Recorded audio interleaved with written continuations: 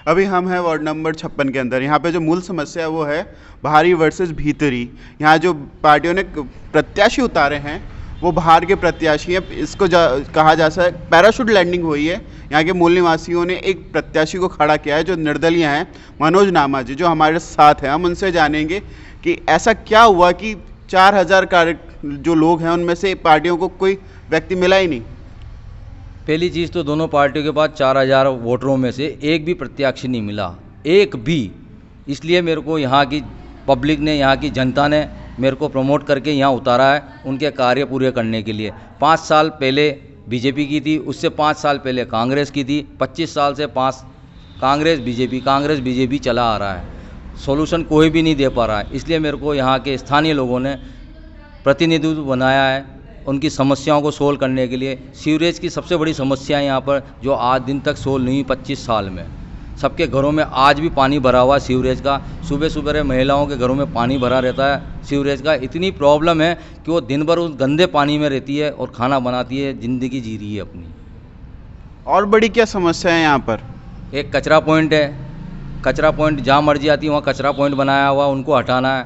और आर्य समाज के बाहर का जो कचरा पॉइंट है वो 5 साल 10 साल हो गए, वो कचरा पॉइंट आज दिन तक ही नहीं हटा। सब ने वादे कर लिए मैं आऊँगा, मैं हटा दूंगा।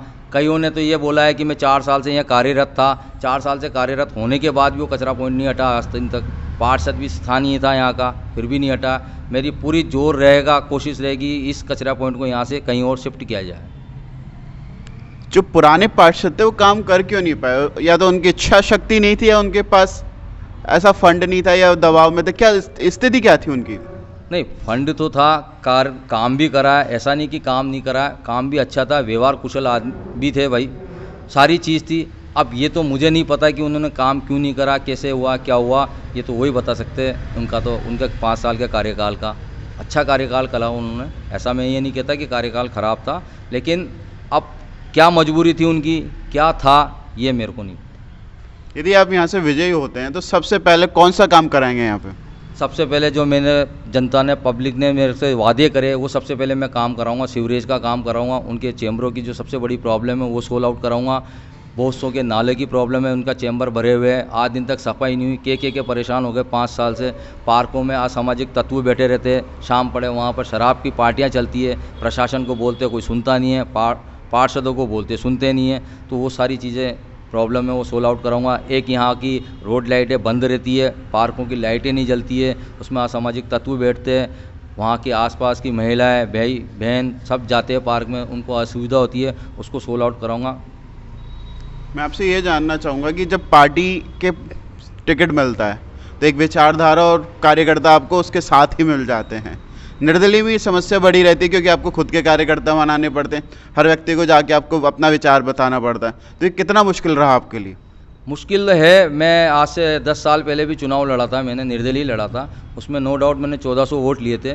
कुछ मिसअंडरस्टैंडिंग की वजह से आखिरी में 40-50 वोट से थोड़ी सी मेरी वो हुई थी। बाकी मेरे को कोई फ़र्क नहीं पड़ता। अब की बार मैं पूरे जोर से लगा हुआ हूँ और मेरे साथ में पूरा मोहल्ला, पूरा 4000 वोटरों का ही सपोर्ट है। उन्होंने ही मेरे को निर्दलीय खड़ा करा, चाहे वो 1 सेक्टर के हो चाहे 2 सेक्टर के हो। मेरे साथ सबका सहयोग है और 1 सेक्टर का तो पूरा भरपूर सहयोग है, जो मुझे हर हालत में पार्षद बनाना ही चाहते हैं।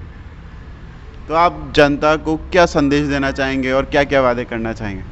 मैं जनता को ये संदेश देना चाहूँगा, उन्होंने अगर मेरे को जिताया तो उन्होंने जो मेरे को काम बोले वो मेरा सबसे पहली प्रायोरिटी रहेगी, उनका काम करना। और अच्छे से अच्छा आदर्श ब्लॉक और आदर्श वार्ड बनाने की कोशिश रहेगी।